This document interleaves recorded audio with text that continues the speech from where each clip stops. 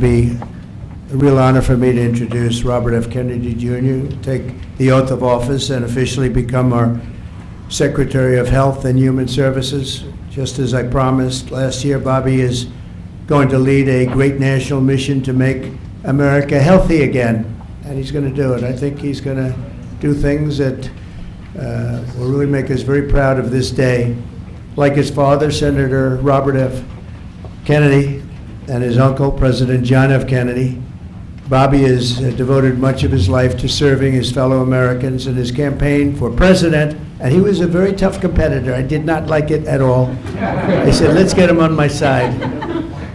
But in his campaign for president in 2024, Bobby brought together a coalition of supporters across party lines, and he really worked very hard, and he had tremendous support, unbelievable support. And I think a lot of that support came my way when we decided to do a little merger, and it was really great. And it was very loyal, incredible people. They believe in him so strongly because he's a fierce advocate for the health of our children and for the values of free speech, democracy, and peace. And people are going to be very impressed, I have no doubt. I've known him a long time. He's been a friend of mine a long time. Perhaps most importantly, though, Bobby created a nationwide movement made up of millions and millions of mothers and fathers and young people and concerned citizens of every background who want to end and this horrible chronic disease crisis that exists in America. He's absolutely committed to getting dangerous chemicals out of our environment and out of our food supply and getting the American people the facts and the answers that we deserve. After years in which our public health system has squandered the trust of our citizens, and they really have. They don't trust us. They don't trust anybody, frankly. They've gone through hell. There's no better person to lead our campaign of historic reforms and restore faith in American health care. And Bobby's going to do it. The United States spends more money in health than any other country on earth, but we're growing sicker every year. We're not as healthy as countries that spend just a fraction of what we spend, so there's something wrong. He's going to figure it out. In recent decades, we've seen staggering increases in cancer rates across all age demographics, including more than 40% increase in childhood cancer since 1975. Who can believe that? And an explosion in other chronic childhood illnesses. Not long ago, 1 in 10,000 people, children, had autism. Now it's 1 in 36. Think of that. 1 in 10,000. 1 in 10,000. Now it's 1 in 36. Who can believe that? There's something wrong. There's something wrong. And I think it's something that can be found out. In 2022, more than 40% of children had at least one chronic health condition, and today nearly 80% of young adults do not qualify for military service, in large part for health reasons. Think of that, 80%. Something is wrong, and that's why immediately after Bobby is sworn in, I will be signing an executive order establishing the President's Commission to make America healthy again. We have some great people on that commission. Chaired by our new secretary, this groundbreaking commission will be charged with investigating what is causing the decades-long increase in chronic illness, reporting its findings, and delivering an action plan to the American people. And it's going to be a plan that people are really waiting to hear. Bobby, I want to thank you. You've gone through a lot. It's taken great courage. You've been amazing, actually. I'd call him and say, you're going to be okay. And he said, I know, I really do. He's really been supported amazingly by Cheryl and his family. And it was very tough. It was a very nasty group of people that were after him, but he was tougher and he was smarter than they are. And that's why he's here today. There are very few people that could have withstood the assault, but he was able to. So I just want to congratulate you, and we have a very special person here to swear you in, a man that I think has done just, I think he's just an amazing man. As you know, his name happens to be Gorsuch, and he's a member of the Supreme Court in extremely good standing. He's highly respected by everybody, and I didn't know, are you two friends or something, or did this just happen to be? Justice, this just happened to be the luck of the draw. What happened? I reached out to him. Did you reach out? Well, you reached out to a very good man. So please, if you would, thank you very much.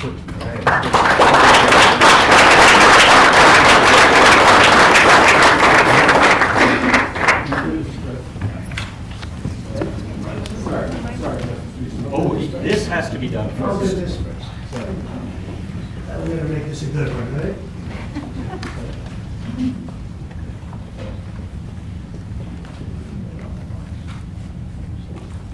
Okay, it's good so far. Good. It's a 10.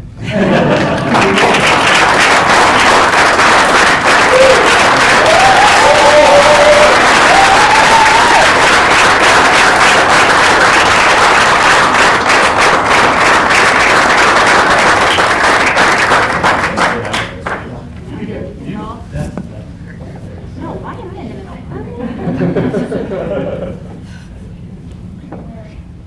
Go in there, get the kids in there. Go in there. The lady the kids is, okay, holding it.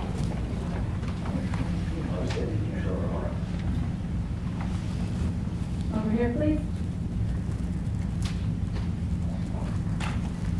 All right.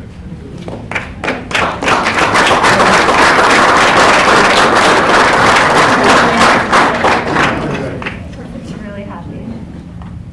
Would all the family like to join? Yeah, sure. All right.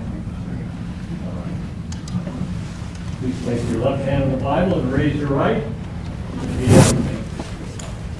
I, Robert F. Kennedy Jr., I, Robert F. Kennedy Jr., do solemnly swear do solemnly swear that I will support and defend that I will support and defend the Constitution of the United States the Constitution of the United States against all enemies, against all enemies, foreign and domestic, foreign and domestic, that I will bear true faith and allegiance to the same, that I will bear true faith and allegiance to the same, that I take this obligation freely, that I take this obligation freely without any mental reservation without any mental reservation or purpose of evasion, or purpose of evasion, and that I will well and faithfully discharge and that I will well and faithfully discharge the duties of the office the duties of the office on which I am about to enter.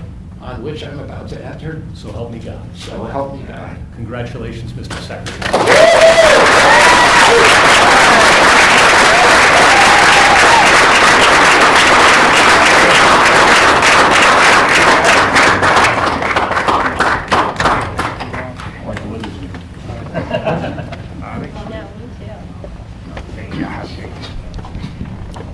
I want to begin by thanking President Trump for giving me this extraordinary opportunity, and I want to introduce my family and thank them for being here.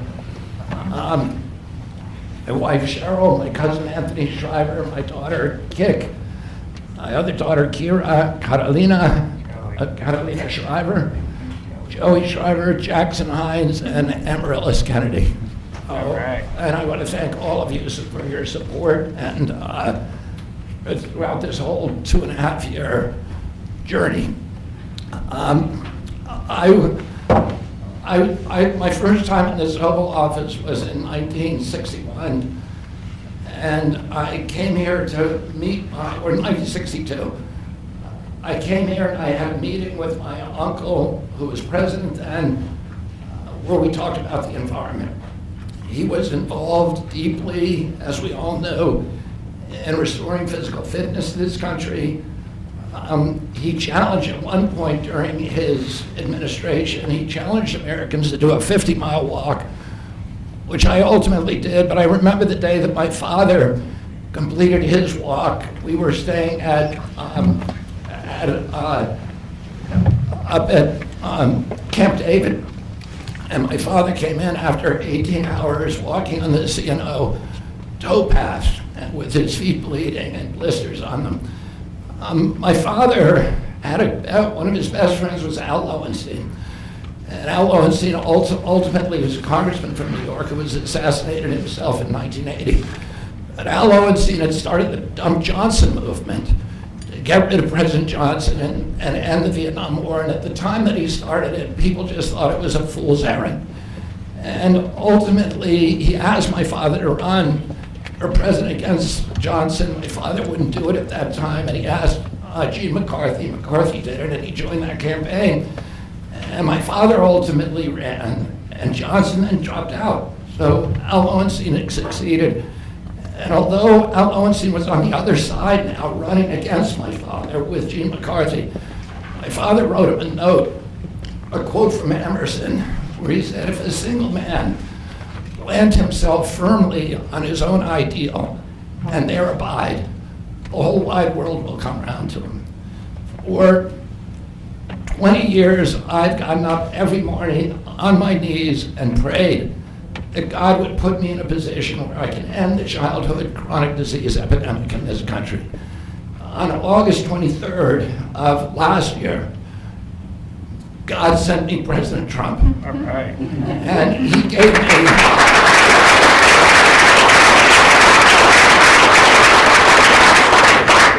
he's now given me, he's kept every promise that he's made to me. He's kept his word in every account and gone way beyond it. I'm so grateful to you, Mr. President. A lot of people told me that I couldn't trust President Trump, that I better get it in writing. And we did a handshake, and everything that he told me he was going to do, he has done. Right. And I'm so grateful to him, and I've told you before, I genuinely believe that you are a pivotal historical figure, and you are going to transform this country at a time when we see all of the indicia of democracy now in tatters in our country. We see the rise of the military-industrial complex, the rise of totalitarianism, these attacks on our Constitution, and this breathtaking epidemic that is disabling our people. President Trump has promised to restore the American dream in this country. A healthy person has 1,000 dreams. A sick person only has one. 60% of our population has only one dream, that they get better. President Trump has promised that he's going to restore America's strength. But we can't be a strong nation if we have a weak citizenry. If people are sick, 60% of our people are sick, 77%, as President Trump mentioned, of our children cannot qualify for military service. And we need a man on a white horse now. We need somebody who is willing to come in and has the spine and the guts and the strength to challenge orthodoxies, to stand in the way of vested interests, and to break institutions that have turned against our democracy. President Trump has shown again and again that he is that hero. And most recently, I greatly appreciate, and I called you the day that you announced the termination of USAID. My uncle started USAID in 1961 for humanitarian purposes, to put our country on the side of the poor. It has been captured by the military-industrial complex. It has become a sinister propagator of totalitarianism and war across the globe. And very few people understand how sinister this agency really is. And President Trump saw that, and he stood up to it with a masterstroke. And we want to do the same thing with the institutions that are stealing the health of our children. We need a revolutionary figure, and you are that figure, and I'm very grateful for you for giving me this opportunity. I want to recognize some of the allies that I've had in this battle for a long time: Senator Rand Paul, Senator Ron Johnson, Senator Roger Marshall, Marjorie Taylor Greene, and Buddy Carter, who've all been champions of the MAHA agenda before I even came along. I'm very grateful for you for standing strong. Thank you very much, President.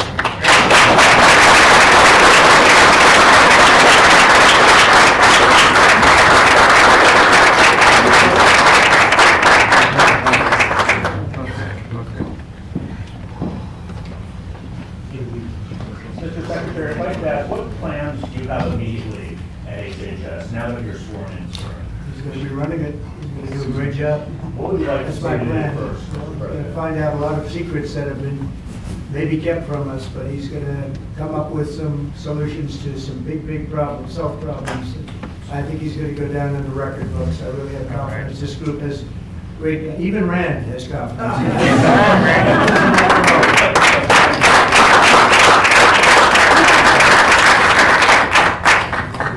If I could ask you, Mr. Secretary, do you plan to fire anyone immediately, or what are your plans on day one, which I guess is today? Our plans are radical transparency and returning gold standard science, the NIH, the FDA, and CDC, to ending the corruption, ending the corporate capture of those agencies, getting rid of the people on those panels that have conflicts of interest. We can do unadored and unimpeded science rather than the kind of product that is coming out of those agencies today.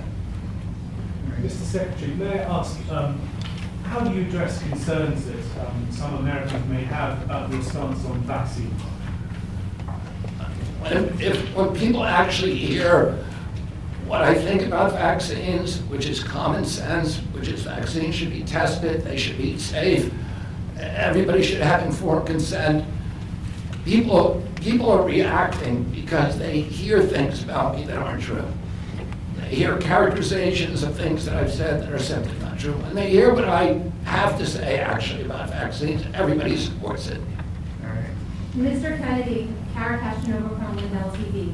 What's your message to Democrats in the Senate that fought so hard to keep you from taking this position? And congratulations, by the way. President Trump has promised to be the president for all Americans, and he has said to me that he understands that there's no such thing as Republican children or Democratic children.